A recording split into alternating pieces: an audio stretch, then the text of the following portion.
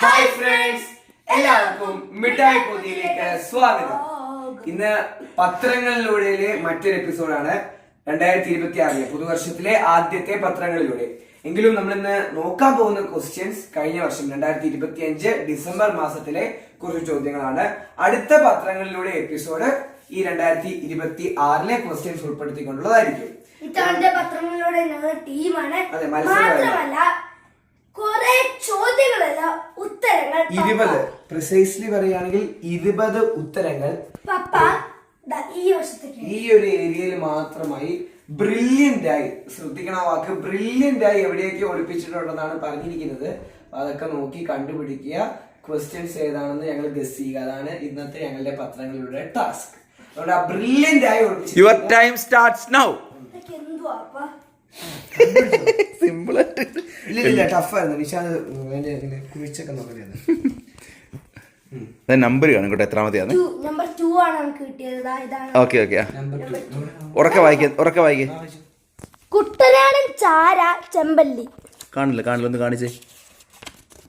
കുട്ടനാടൻ ചാര ചെമ്പല്ലി. കുട്ടനാടൻ ചാര ചെമ്പല്ലി. ഗസ് ചെയ്തു.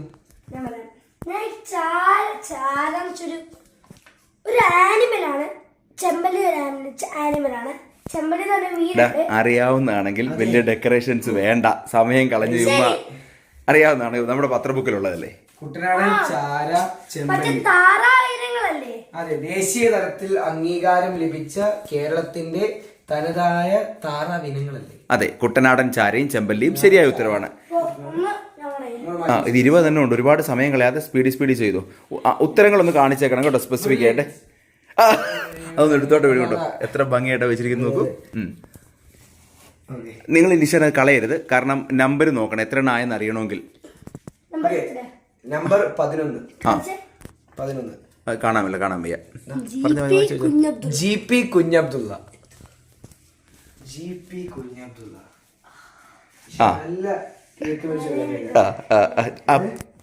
അതെടുത്ത് കൈ വെച്ചു.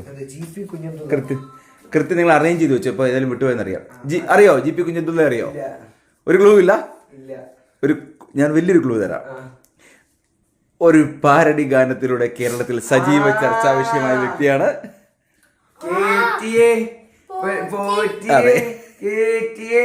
ആ പാരഡി ഗാനം എഴുതി അതിന്റെ പേരിൽ പോലീസ് കേസ് ആദ്യം വന്നു, പിന്നീട് ഒഴിവാക്കപ്പെട്ട വ്യക്തിയുടെ പേരാണ്.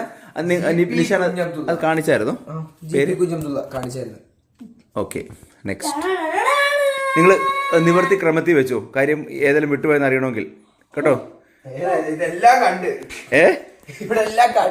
അതെന്നാന്നറിയോ, ആകെ 20 എത്ര സ്ഥലത്ത് വെക്കണ്ടേ? ഓരോന്നോരോന്ന് എടുക്കും, എല്ലാം വിട്ടുപോകും. ദിയ ബിനു പുളിക്കക്കണ്ടം.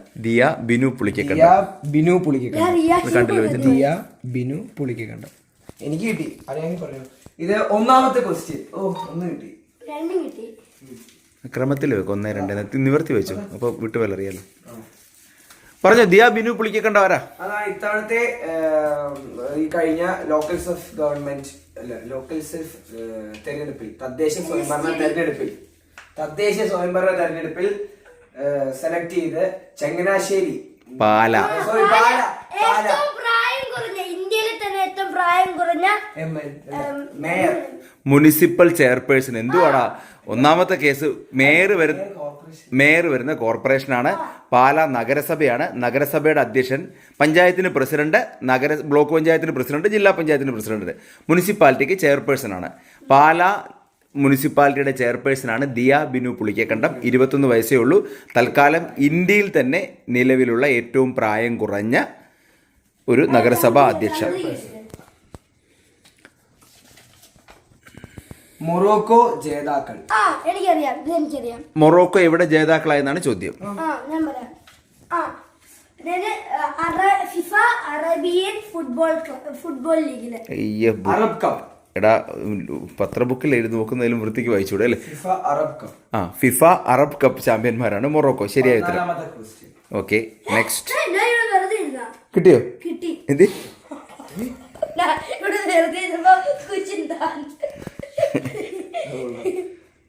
രാജ്കുമാർ ഗോയൽ.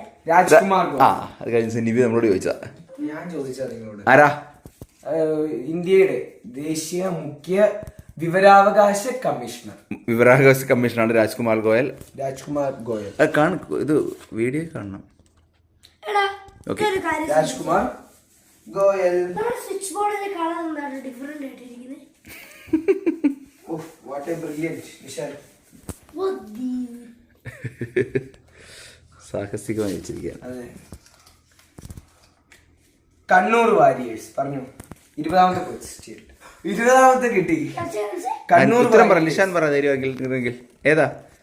ഇത്തവണത്തെ ഇതായിരിക്കും സൂപ്പർ ലീഗ് കേരള ആയിരിക്കുമെന്നോ? ആയിരിക്കും. അതെ, ആയിരിക്കുമെന്ന്. ഇത്തവണത്തെ സൂപ്പർ ലീഗ് കേരള സീസൺ 2 ജേതാക്കളാണ് ആസിഫ് അലിയുടെ കണ്ണൂർ വാരിയേഴ്സ്. ആരെയാ ഫൈനലിൽ പരാജയപ്പെടുത്തി? തൃശൂർ അല്ലേ? തൃശ്ശൂരിനെ. തൃശൂർ മാജിക്. അതെ, മറിച്ചിടല്ലേ ട്രോഫി. അതെ, നോക്കി എടുക്കണേ. Lando Norris McLaren driver. ഒന്നിങ്ങോട്ട് ആ കാണിച്ചു. എനിക്കറിയാം. കണ്ടില്ല. സോറി. F1 റേസിംഗ് ചാമ്പ്യൻഷിപ്പ് ജേതാവല്ലേ? Yes, F1 grand prix. മത്സരത്തിൽ ആരായിരുന്നു? ലാൻഡോ നോറിസ്. മക്ലാരൻ ആണ് അവരുടെ കമ്പനിയുടെ പേര്. വെസ്റ്റപ്പൻ സെക്കൻഡ് ആയി പോലെ. സെക്കൻഡ് ആയി പോയി.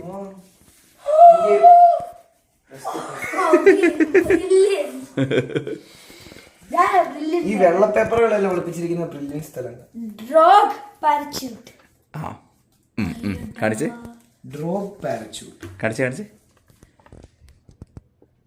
Drop parachute. ഡ്രോഗ് പാരച്യൂട്ട് കഴിഞ്ഞ ദിവസം, അതായത് ഡിസംബർ മാസത്തിൽ വിജയകരമായി പരീക്ഷിച്ചു ഡ്രോപ്പ് പാരച്യൂട്ടുകൾ ഇന്ത്യ. എന്തിനായിരിക്കും പാരച്യൂട്ട് എന്തിനാണ് ഉപയോഗിക്കുക? താഴോട്ട് വരുമ്പോ. അപ്പൊ പറ, ആലോചിച്ചോ. ഇന്ത്യ അത് പരീക്ഷിച്ചെങ്കിൽ, ഇപ്പൊ പരീക്ഷിച്ചെങ്കിൽ എന്താണ് കാരണം? പരീക്ഷണമാണ്. ഗഗൻയാൻ ദൗത്യത്തിന്റെ ഏറ്റവും ഒടുവിൽ പോകുന്ന ആകാശ സഞ്ചാരികൾ, വ്യോമസഞ്ചാരികൾ, എന്താണ് ബഹിരാകാശ സഞ്ചാരികൾ, അവർക്ക് തിരികെ വരാൻ വേണ്ടിയുള്ളതാണ് നമ്മുടെ പാരച്യൂട്ട്, ഡ്രോപ്പ് പാരച്യൂട്ട്. യെസ്. പാലാഴി വീട്ടുപേര്. നിബി അല്ല, നിഷാൻ ആദ്യം പറ. പാലാഴി വീട്ടുപേര്. യെസ്. മലയാളത്തിന്റെ പ്രശസ്ത നടൻ ശ്രീനിവാസന്റെ വീട്ടുപേരാണ് പാലാഴി. ഗുഡ്.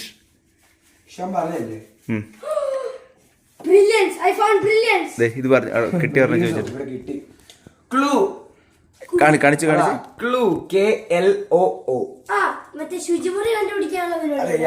എങ്ങനെ? ശുചിത്വ മിഷനിലെ യാത്ര ചെയ്യുമ്പോൾ ശുചിമുറി കണ്ടുപിടിക്കാനുള്ള പുതിയ ആപ്പാണ് ക്ലൂ. യാത്രകൾക്കിടയിൽ നമുക്ക് ബാത്റൂമിൽ പോകണം, എവിടെ ആയിട്ടും അടുത്ത് ബാത്റൂം ഉണ്ട്. ക്ലൂ ആപ്പ് ശുചിത്വ മിഷന്റെ. കറക്റ്റ്. യെസ്, കണ്ടെത്തി കഴിഞ്ഞു. അതാണ്.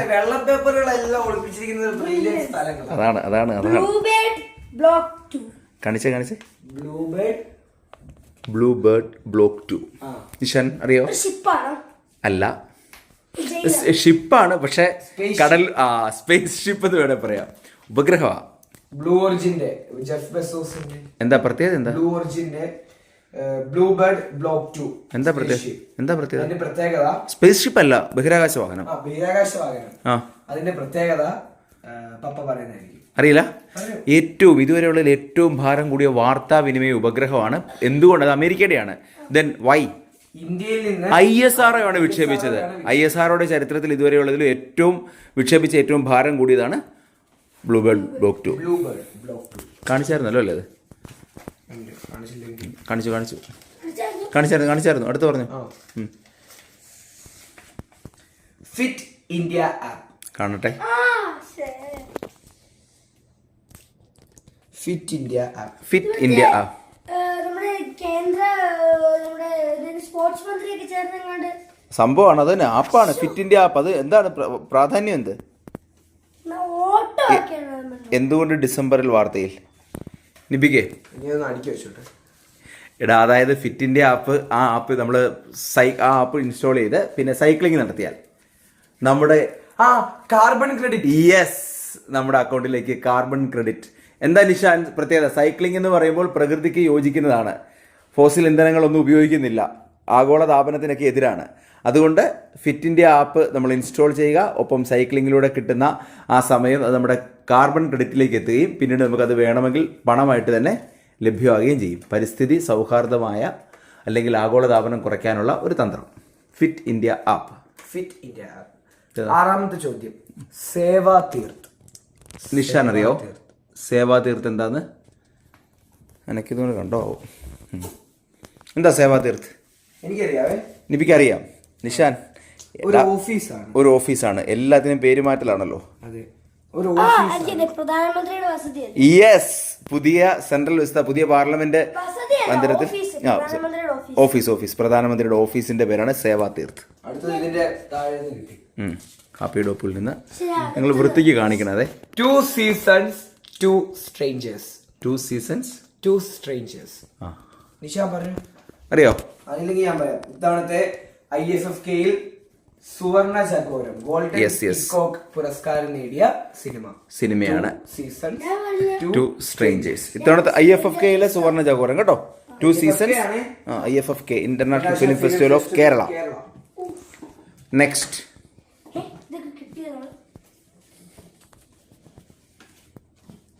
Suarez De Paul. സുവാരസും ഡീപോളുമാണ് മെസ്സിയുടെ കൂടെ ഇന്ത്യയിലേക്ക് വന്നു. കൊൽക്കത്ത സോൾട്ട് ലേക്ക് സ്റ്റേഡിയമാണ് തകർത്ത് തരിപ്പണമായത്. അപ്പോൾ ബാക്കി ഹൈദരാബാദൊക്കെ ഉൾപ്പെടെ ബാക്കി ഡൽഹി, ബോംബെ, അല്ല മുംബൈ കുഴപ്പമില്ലായിരുന്നു.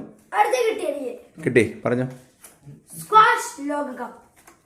ഇത്തവണത്തെ സ്ക്വാഷ് ലോകകപ്പിന് ഒരു പ്രത്യേകത ഉണ്ടായിരുന്നു. ഇന്ത്യ ആദ്യമായിട്ട് ഒരു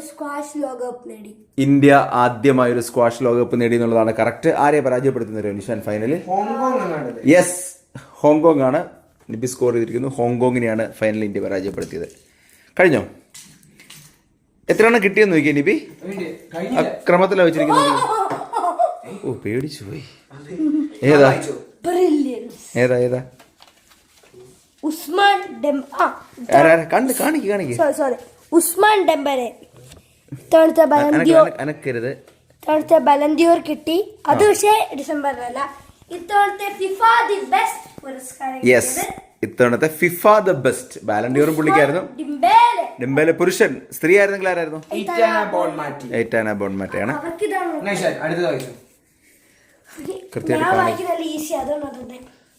ഹോസെ ആന്റോണിയോ കാസ്റ്റ്. അറിയാലോ ഹോസെ ആന്റോണിയോ കാസ്റ്റ്. പേരൊന്നും എനിക്കറിയാം. നിബിയോട് ചോദിച്ചോ? അറിയാം. പറ. അറിയില്ല. പറഞ്ഞു. എനിക്കറിയത്തില്ല. അതായത് ഒരു രാജ്യത്തിന്റെ പുതിയ പ്രസിഡന്റായി തെരഞ്ഞെടുക്കപ്പെട്ടയാളാണ്.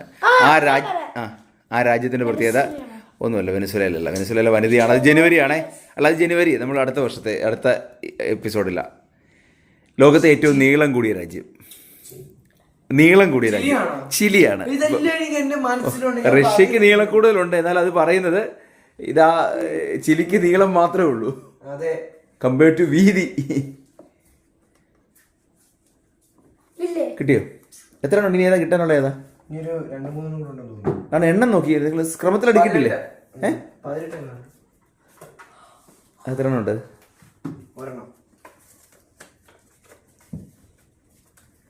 ദീപാവലി യുനെസ്കോ. ദീപാവലി യുനെസ്കോ അറിയോ? യുനെസ്കോയുടെ സാംസ്കാരിക പൈതൃകം എന്ന രീതിയിൽ യുനെസ്കോ ഡിസംബറിൽ അംഗീകരിച്ച നമ്മുടെ ഉത്സവമാണ് കേട്ടോ. സാംസ്കാരിക പൈതൃകം, കൾച്ചറൽ ഹെറിറ്റേജ് എന്ന രീതിയിൽ അംഗീകരിച്ച ഉത്സവമാണ് ദീപാവലി. അവിടെ ഉണ്ടോ? അവിടെ ഇല്ലെന്ന്. കഴിഞ്ഞോ? ഇല്ല. എത്ര എണ്ണം ഉണ്ട് ഇനി? ഒരെണ്ണം കൂടി ഉണ്ട്. 5ാം നമ്പർ. ഒന്ന് വേണം ഇവിടെ തപ്പിക്കും. ഇല്ലെങ്കിൽ നമുക്ക് തൽക്കാലം 5ാം നമ്പർ ഒഴിവാക്കി സംസാരിക്കും. ഒരുപാട് ടൈം കളയണ്ട. എവിടെയാ വെച്ചതെന്ന് ഞാൻ മറന്നു. നിങ്ങൾ എല്ലായിടത്തും നോക്കിയല്ലോ അല്ലേ? ഇല്ല, അതിന്റെ അകത്തൊന്നും വെച്ചിട്ടില്ല. അത് നമുക്ക് ഓഡിയൻസിനോട് കമന്റ് ആയിട്ട് ഇട്ട് കൊടുക്കാം.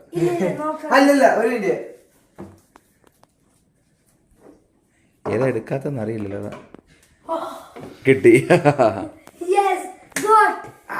ലാസ്റ്റത്തെ ക്വസ്റ്റ്യൻ. Architect of AI. ഞാൻ പറയാം ഉത്തരം.